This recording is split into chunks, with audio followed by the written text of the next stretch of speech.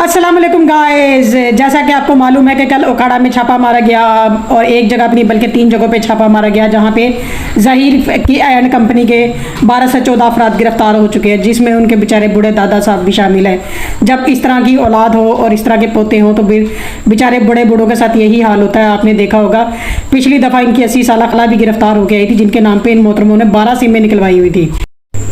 ज़हीर और शबीर ताहाल गिरफ्तार नहीं हुए, उनकी गिरफ्तारी भी जल्द मतवक्को है और 2000 को भी बाजियाब करवाने की तैयारियां शुरू हो चुकी हैं। सिंध पुलिस पंजाब पहुंच चुकी है और अपनी कार्रवाइयां उन्होंने खुफिया तरीके से स्टार्ट कर ली है और वो अचानक ही छापा मारेगी, जिसमें उन्होंने 2000 को बाजियाब करवा लेना है, क्योंकि ये काम जो है वो खुफिया तरीके से होते हैं। और 2000 की सिमें बंद करवा दी गई हैं और इस वक्त कुछ पता नहीं है कि 2000 कहाँ है और ना ही ये पता है कि ज़हीर की मोहतरमा माँ साहब कहाँ हैं। जब उसके बेटे पकड़े जाएंगे ना, फिर वो स्क्रीन पर आएगी, उससे पहले वो छुपी रहती है हमेशा।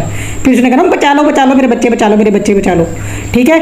उधर जब ज़ुनैरा माहम ने देखा है कि उसकी दाल नहीं कर रही, तो वो भी रो रो के बुरा हाल कर रही है। क्या 80 पन्नों की स्टोरी सुना रही है, वो भी एक माइनर की।